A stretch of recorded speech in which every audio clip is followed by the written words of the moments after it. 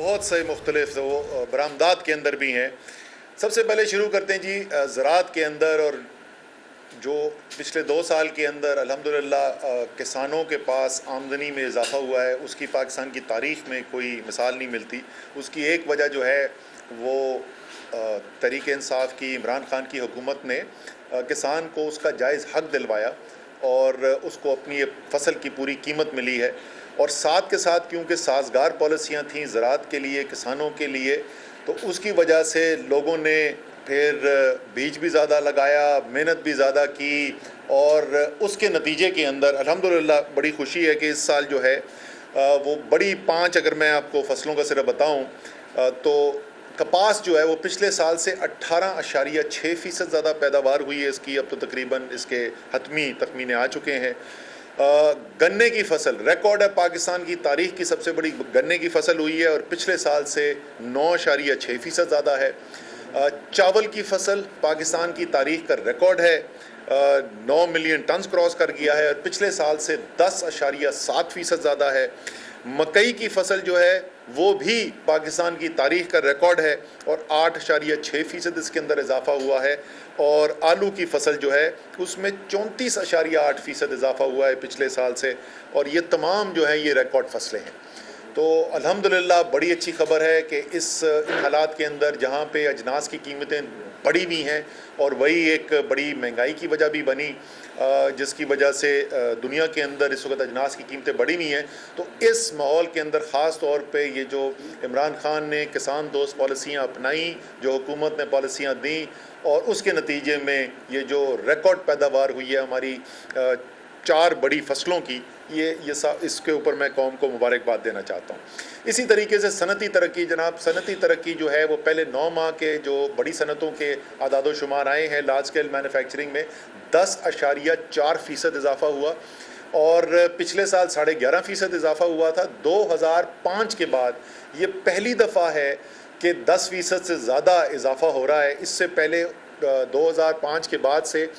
کبھی 7% بھی صنعتی پیداوار میں اضافہ نہیں ہوا. اور الحمدللہ یہ 2 سال لگاتار، یہ دوسرا سال لگاتار ہے جس کے اندر 10% سے زیادہ صنعتی پیداوار میں اضافہ ہو رہا ہے. ہماری برآمدات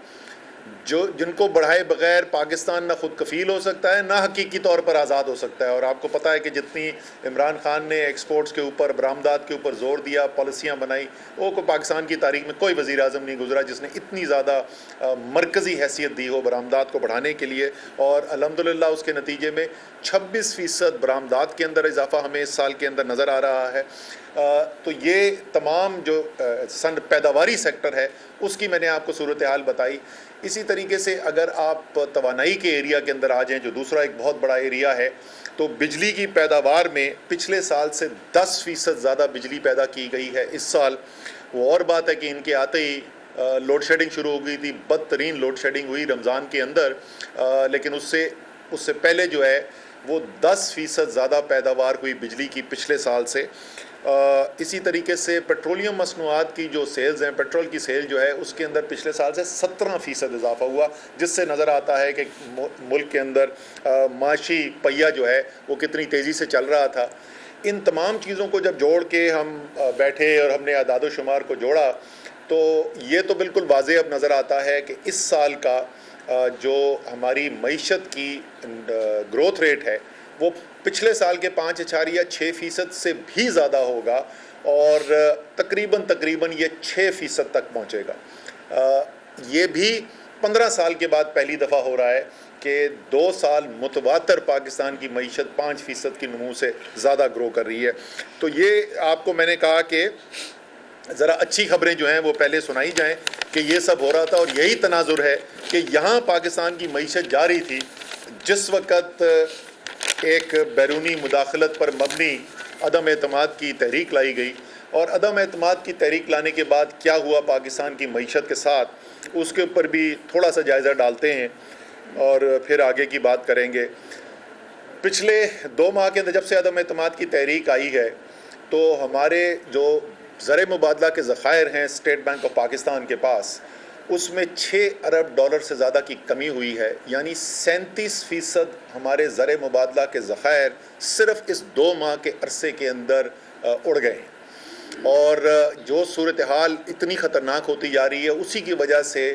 آپ کو روپے پہ دباؤ نظر آ رہا ہے، اور اسی 2 ماہ کے عرصے کے اندر تقریباً 15 روپے کی قیمت کے اندر ڈالر کی نسبت کمی نظر آئی ہے، اور پچھلے ہفتے اگر آپ دیکھتے تو وہ تقریباً روزانہ 1 روپے، 1.5 روپے، پونے 2 روپے جو ہے وہ روپیہ گر رہا تھا ڈالر کی نسبت۔ اور یہ اس کی بنیادی وجہ یہ ہے کہ جس خطرناک طریقے سے ہمارے زر مبادلہ کے ذخائر گرتے چلے جا رہے ہیں۔ مہنگائی کا بڑا ذکر ہوا جی، بڑے بیان بھی ہم نے ان کے سنے، اور ابھی میں مہنگائی کی ایک اور بات مفتاح صاحب کو ابھی یاد دلاتا ہوں، لیکن بڑی ہم نے تقریریں سنی اور ہم نے بڑی اعداد و شمار دنیا کے دکھائے کہ دیکھیں، میں آج بھی وہی کہہ رہا ہوں کہ دنیا میں اجناس کی قیمتیں جس طریقے سے بڑھیں، جس کو انگریزی میں کموڈٹی سپر سائیکل کہا جا رہا ہے، اس کی وجہ سے یہ بنیاد بنی اس مہنگائی کی، اور عمران خان نے اپنے ملک کے لوگوں کو اس مہنگائی سے بچانے کے لیے پوری کوشش کی، اور اس میں ایک سے زیادہ اقدامات ہیں۔ اس کے اندر باقی اخراجات کو بچا کر پیٹرول اور ڈیزل کی قیمت کو کم رکھنا، ٹیکس تقریباً نہ ہونے کے برابر کر دیا تھا پیٹرول اور ڈیزل کے اوپر، اس کے علاوہ جو براہ راست پیسہ دیا جاتا ہے جو سب سے زیادہ کمزور طبقہ ہے اس کے اندر اضافہ کیا گیا احساس پروگرام کے ذریعے، لنگر خانے، پناہ گاہ اور بہت سارے ایسے اقدامات کیے عمران خان نے۔ اور میں آپ کو بتا سکتا ہوں، پہلے بھی میں بات یہ کر چکا ہوں کہ ہم 3-4 کو لوگ تھے جو تقریباً روزانہ ہی ہمیں وزیر اعظم ہاؤس میں میٹنگز اٹینڈ کرنی پڑتی تھیں، اور میں یہ بتا سکتا ہوں کہ پچھلے 1 سال میں خاص طور پہ کوئی بھی ایسا کوئی اور ٹاپک نہیں تھا جس کے اوپر وزیر اعظم نے خود براہ راست اتنا کام نہ کیا ہو،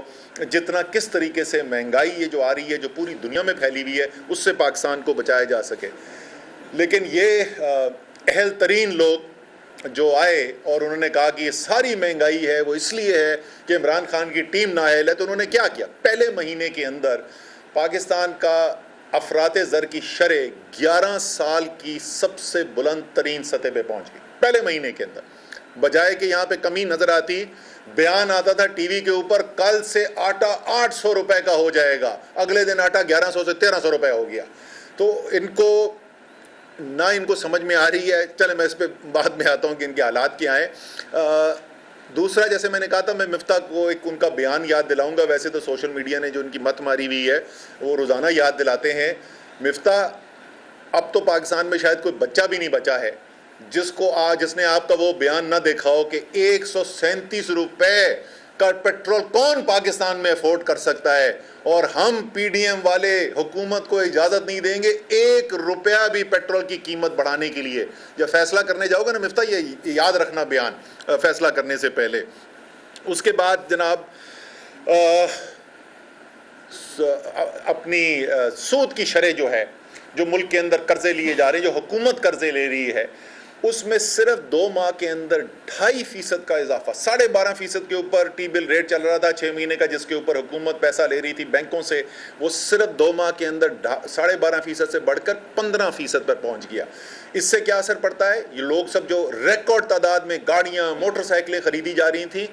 وہ اس پہ بہت منفی اثر پڑے گا۔ لوگ گھر بنانے کے لیے ریکارڈ پیسہ لے رہے تھے، اس کے اوپر منفی اثر پڑے گا۔ حکومت کے اپنے جو بجٹ ہے اس کے اوپر منفی اثر پڑے گا، اور یہ کتنی خطرناک چیز ہے۔ آپ نے اگر ابھی تک دیکھا نہیں تو اسحاق ڈار صاحب کی سن لیں، جو وہ اس وقت ایڈوائز دے رہے ہیں مفتاح کو روپے کی اور ڈالر کی قدر کے اوپر بھی اور انٹرسٹ ریٹ کے اوپر، صرف وہی سن لیں کہ اسحاق ڈار کیا کہہ رہے ہیں، سمجھ نہیں آتی۔ مفتاح کو مانے کہ یہ پالیسی سٹیٹمنٹ ہے، یہ اسحاق ڈار کی پالیسی سٹیٹمنٹ ہے۔ اسی طریقے سے ایک طرف تو زر مبادلہ کے ذخائر گرتے چلے جا رہے ہیں، دوسری طرف کیا ہو رہا ہے کہ جو بیرونی ملک سے ہم قرضہ لینے کی ضرورت پڑ گئی، اب تو یہ قرضے لینے کے بغیر تو کوئی چارہ نہیں ان کے پاس بچا، تو باہر سے جو کیپٹل مارکیٹ سے ہم لوگ ملک جو ہے وہ پیسہ لیتا ہے، یورو بانڈ جس طریقے سے پہلے ایشو کیا گیا، تو اس کے اوپر ایک رسک پریمیم، یعنی پاکستان کی معیشت کتنے خطرے میں ہے اس کی بنیاد کے اوپر ایک اضافی اس کے اوپر ریٹ لگتا ہے، جو امریکہ کی حکومت جتنے سے بورو کرتی ہے۔ ہمیشہ پاکستان کا ریٹ زیادہ ہوتا ہے، لیکن وہ کتنا فرق ہے، وہ اس کو ٹیکنیکل ٹرم میں C D S swap rate کہتے ہیں، لیکن وہ آپ چھوڑ دیں، آپ سمجھ لیں کہ یہ مزید پیسہ ہے جو امریکہ کی حکومت کی بنسبت پاکستان کی حکومت کو دینا پڑتا ہے۔ عدم اعتماد کی تحریک آنے سے پہلے یہ فرق جو ہے وہ تقریباً 4% سے بھی کم تھا۔ آج وہ فرق جو ہے وہ 9% سے زیادہ جا چکا ہے، یعنی 2 گنا سے زیادہ ہو چکا ہے۔ تو ایک طرف ذرائع مبادلہ کے ذخائر گر رہے ہیں، اور دوسرا جو باہر سے پیسہ لینا ہے وہ ملنا مشکل ہو رہا ہے۔ اس وقت تو جیسے پہلے بھی میں نے کہا تھا، سعودی عرب گئے ہاتھ خالی، UAE گئے ہاتھ خالی، IMF سے ہاتھ خالی، چائنا سے ہاتھ خالی، فی الحال تو کہیں سے پیسہ ہی نہیں مل رہا ہے۔ لیکن اگر یہ لینے کے لیے بھی جائیں گے تو یہ قیمت اس رفتار سے بڑھتی چلی جا رہی ہے۔ اور یہ اس صورتحال کے اندر جہاں معیشت کے ایکسپرٹس یہ کہہ رہے ہیں کہ پاکستان کی وہ صورتحال پہنچ جائے جو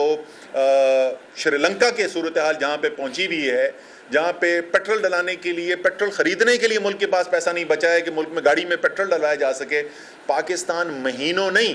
پاکستان ہفتوں دور ہے۔ اس حالات کے اندر آپ کے خیال میں پاکستان کی حکومت کیا کر رہی ہوگی؟ بڑے تو زبردست روزانہ کی بنیاد پہ بڑے بڑے فیصلے ہو رہے ہوں گے، ایسی امید ہوگی نا، کر کیا رہی ہے؟ ہو یہ رہا ہے کہ حکومت صرف 2 کام کر رہی ہے۔ ایک تو پاکستان کا وزیر اعظم جیسے بھی وہ پہنچا اس کرسی کے اوپر، جس کسی نے بھی بٹھایا، جیسے بھی بٹھایا، جتنی دیر کے بھی بٹھایا، ابھی تو کرسی پہ وہی بیٹھے ہوئے ہیں، وہ فیصلہ کرنے کی ہمت نہیں رکھتے۔ تو ہو کیا رہا ہے، مفتاح اسماعیل دیکھ رہے ہیں شہباز شریف کی طرف، شہباز شریف دیکھ رہے ہیں اسحاق ڈار کی طرف، اسحاق ڈار دیکھ رہے ہیں نواز شریف کی طرف، نواز شریف دیکھ رہے ہیں آصف زرداری کی طرف، اور آصف زرداری پتہ نہیں کس کی طرف دیکھ رہے ہیں۔ فیصلہ سازی منجمد ہے، فیصلہ سازی منجمد ہے۔ وہ سیاسی پارٹیاں جو یہ کہتی ہیں کہ پاکستان میں غیر بیرون ملک رہنے والے پاکستانیوں کو ووٹ دینے کا حق نہیں ہونا چاہیے، ان کا پیسہ تو قبول ہے، ووٹ دینے کا ان کو حق نہیں ہونا چاہیے کیونکہ ان کو اپنے حلقے کے، لیکن پوری پاکستان کی کابینہ یا آدھی کابینہ بشمول وزیر اعظم کے اس وقت ایک بیرون ملک پاکستانی کے پاس بیٹھے میں اس سے گائیڈ لائن لینے کے لیے کہ پاکستان کیسے چلانا ہے اور کس طریقے سے فیصلے کرنے وہاں پہ، اور وہ بھی ایسا پاکستانی جو مجرم ہے اور جو غلط رپورٹیں دے کے اس وقت یہاں سے بیل کے اوپر فرار ہے، اس کے پاس یہ پہنچے ہوئے۔ ایک طرف تو یہ تماشا چل رہا ہے، دوسری طرف جو ہے ان کا پالیسی رسپانس ابھی تک ہمیں دیکھنے میں کیا ہے؟ سوشل میڈیا کے بچوں کو ڈراؤ دھمکاؤ، ان کے پاس ان کے خلاف FIR کاٹو، ان کے گھر جو ہے FIA کے چھاپے لگواؤ، اور یہ وہ بچے ہیں، ان کی جا کے ٹائم لائن اٹھا کے دیکھ لیں، پچھلے 4-5 سال کی ان بچوں کی ٹائم لائن دیکھ لیں، یہ وہ بچے ہیں جنہوں نے پاکستان کی بھارت جو پاکستان کے ساتھ 5th جنریشن وارفیئر کر رہا تھا، انہوں نے پاکستان کی جنگ لڑی ہے اس 5th جنریشن وارفیئر کی، جا کے ذرا چیک تو کریں نا، ان کے سب اکاؤنٹس ابھی بھی موجود ہیں، ان بچوں کے خلاف FIA کے چھاپے لگ رہے ہیں، اور جو کہتے تھے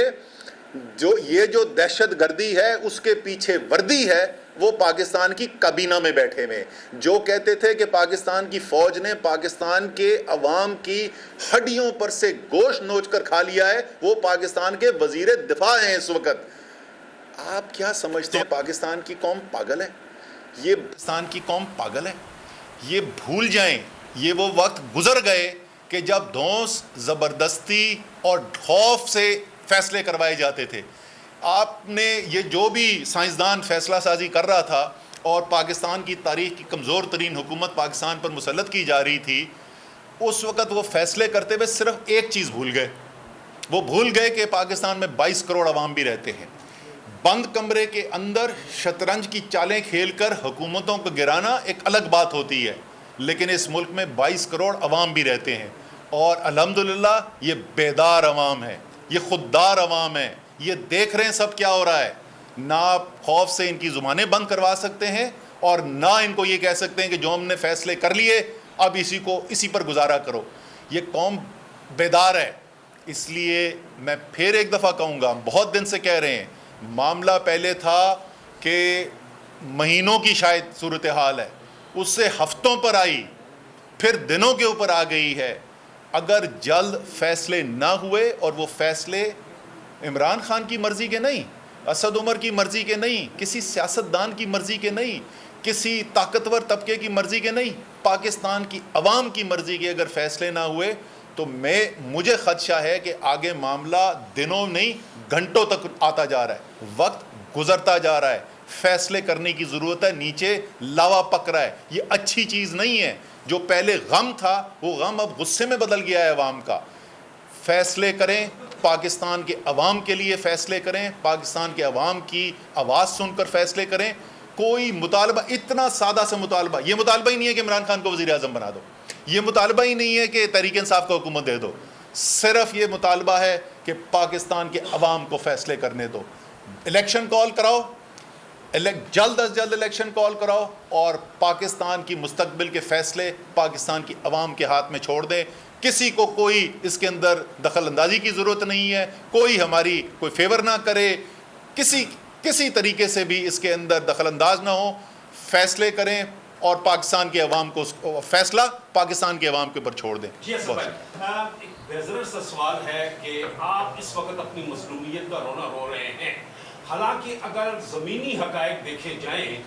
تو جتنی مہنگائی آپ کے دور میں ہوئے، پاکستان کی 70 سالہ تاریخ، تجارتی عدم توازن اگر دیکھ رہے ہیں، امپورٹ آپ ایکسپورٹ کا تو کہہ رہے ہیں لیکن امپورٹ نہیں دیکھ رہے کہ امپورٹ کتنی زیادہ ہوئی، آپ تجارتی عدم توازن نہیں ختم کر سکے. کتنے پلانٹ آپ کے دور میں بند تھے، عمر ایوب صاحب کو بھی بہتر پتہ ہوگا کہ اس منسٹری پر رہے ہیں. اس صورتحال کو دیکھیں گے، لوڈ شیڈنگ کا آغاز آپ کے دور میں ہوا، عروج انہیں ملا ہے.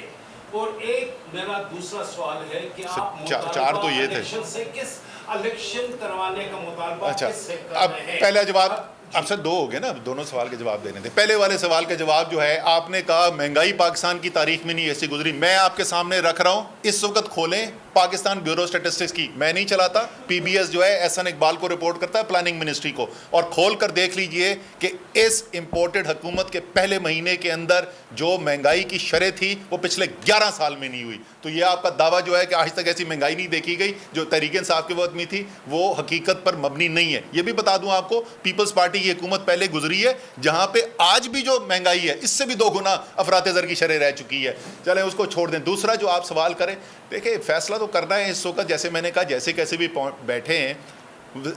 شہباز شریف کے ہاتھ میں، اور یہ بھی شہباز شریف کو پتا ہے کہ ان کی پارٹی کی ایک بہت بڑی تعداد بشمول مریم نواز کے یہ سمجھتے ہیں کہ مسلم لیگ نون کے باقی پاکستان کو چھوڑ دیں، مسلم لیگ نون کے انٹرسٹ کے اندر یہ ہے کہ فوری الیکشن کرایا جائے. ان کو اپنی سیاست غرق ہوتے ہوئے نظر آ رہی ہے. اسد عمر صاحب، آپ نے جو باتیں کی، گزشتہ روز خان صاحب نے جو بات کی کہ انہوں نے نمبرز بلاک کرے، تو نمبرز بلاک ہونے کے بعد کوئی سیکنڈ ایئر پہ کوئی رابطے اسٹیبلشمنٹ کے ساتھ ہیں یا تمام رابطے بلاک ہو چکے؟ سر مجھے نہیں پتا کوئی رابطہ ہے یا نہیں، میرا کوئی رابطہ نہیں ہے، لیکن میں پھر وہی کہوں، میں پہلے بھی یہ بات کہہ چکا ہوں، فیصلے جو ہے سیاستدانوں کو کرنے چاہیے، فیصلے سیاستدانوں کو کرنے چاہیے. وزیر خزانہ بھی رہے ہیں، مرشد کو بھی دیکھ رہے ہیں، 3.5 سال میں کہیں نہ کہیں پہ آپ کا جو تھا وہ کردار تھا. اب موجودہ صورتحال میں الیکشن تو جب اناؤنس ہوں گے تب ہی ہوں گے. اب بطور معیشت دان اور بعد میں سیاست دان آپ یہ بتائیں کہ حکومت کو پیٹرولیم مسوات کی قیمتوں میں اضافہ کرنا چاہیے یا نہیں کرنا چاہیے، کیونکہ معاشی ماہرین جو کہہ رہے ہیں وہ یہ کہہ رہے ہیں کہ اگر نہ اضافہ کیا گیا تو بڑا خاصہ اسی طرف جا رہا ہے جس طرح ہم نے نشان دیا. اچھا دیکھیں، اس کو ذرا سے سمجھنے کی کوشش کریں. اس کو انفرادی طور پہ ایک الگ سے آپ چیز کو نہیں دیکھ سکتے. یہ بنیادی طور پہ میں جو آپ کو بتا رہا ہوں کہ ذخائر کے اندر کمی آ رہی ہے، کیوں ہو رہی ہے؟ یہ اس لیے ہو رہی ہے کہ چاہے کتنے بھی بیان دے دیں حکومت کے نمائندے، مریم اورنگزیب جتنی دفعہ بھی کہہ دیں کہ ہم 14 مہینے اپنی حکومت پوری کریں گے، کسی کو اس بات پہ یقین نہیں آ رہا. جب کسی کو یہی نہیں پتا کہ آج سے 1 مہینے کے بعد حکومت میں کون ہوگا، تو جو سرمایہ کار ہے، جو معیشت کے ایجنٹ ہوتے ہیں، وہ جب فیصلے کرتے ہیں، وہ فیصلہ کرتے ہیں ایک یقین کی بنیاد پہ. غیر یقینی معیشت کے لیے زہر ہے، اور اس وقت وہ زہر چاروں طرف پھیلا ہوا ہے. جب تک آپ یہ غیر یقینی صورتحال ختم نہیں کریں گے، اور جیسے میں کہہ رہا ہوں آپ اگلے 12 بھی دے دیں سٹیٹمنٹ کہ یہ حکومت پوری کرے گی، کسی کو یقین نہیں آ رہا. ان کے اپنے لوگوں کو نہیں یقین آ رہا. آپ کو پتہ ہے، آپ بھی ملتے ہوں گے، ہم بھی سنتے رہتے ہیں، لوگ جو ان کے ساتھ ملتے ہیں، آپ ان کی باتیں خود سن لیں، ان کو خود کو یقین نہیں ہے کہ ان کی حکومت 2 مہینے بعد ہوگی کہ نہیں ہوگی.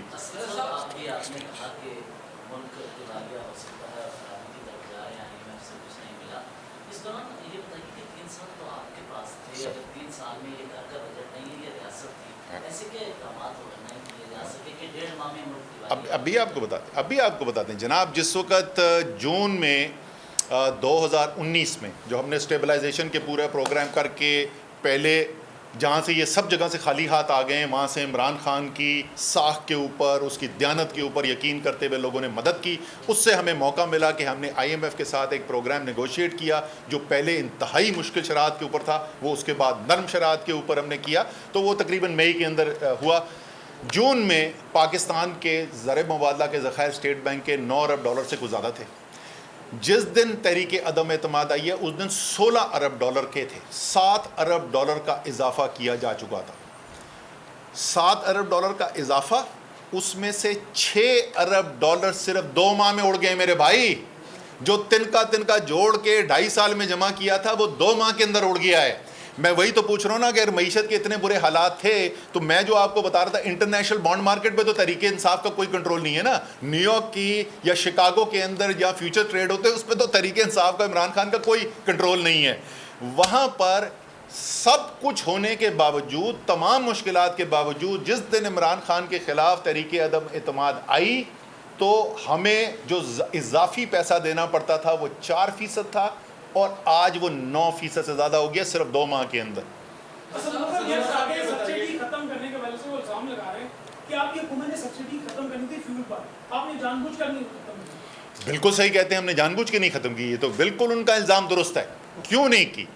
इसलिए कि इमरान खान ने कहा कि एक गैर मामूली महंगाई इस वक्त आई हुई है दुनिया के अंदर, और ख़ास तौर पे जब यूक्रेन वाला का मसला आया तो उसके बाद तो पेट्रोलियम प्राइसेस जो हैं वो कल भी ब्रेंट जो है को तकरीबन $110 के ऊपर ट्रेड कर रहा था। और आलमी माहिरीन ये कह रहे थे कि ये शायद 4 महीने 5 महीने तक ये सूरत हाल रहे और उसके बाद ये एक उमूमी जो सूरत हाल है उस पर वापस आ जाएगी। तो इमरान खान ने कहा कि अच्छा, अगर ये आर्जी चीज़ है तो फिर आप ऐसा करें कि मुझे ये बताएं कि और कौन से अखराजात हैं जो इतने ज़्यादा ज़रूरी नहीं है, जिनको हम कम करके इस पीरियड के लिए इस पेट्रोल की कीमत ना बढ़ने दें, बिजली की कीमत ना बढ़ने दें और उसको फाइनेंस कर दें उन अखराजात की कमी से। शौकत तरीन बड़ी तफसील से इसके ऊपर अपनी प्रेस कॉन्फ्रेंस के अंदर भी ट्वीट करके भी बता चुके हैं कि 466 अरब रुपए का कहाँ से फाइनेंशियल पैकेज बनाया गया था जिससे ये किया गया था। तो बिल्कुल ये आपका इल्ज़ाम 100% दुरुस्त है कि इमरान खान ने जानते बूझते सोचते बाहवास ये फैसला किया कि मैं अपनी आवाम पे और बोझ नहीं डालूंगा। सब्सक्राइब करें और बेल दबाएं ताकि कोई खबर रह न जाए।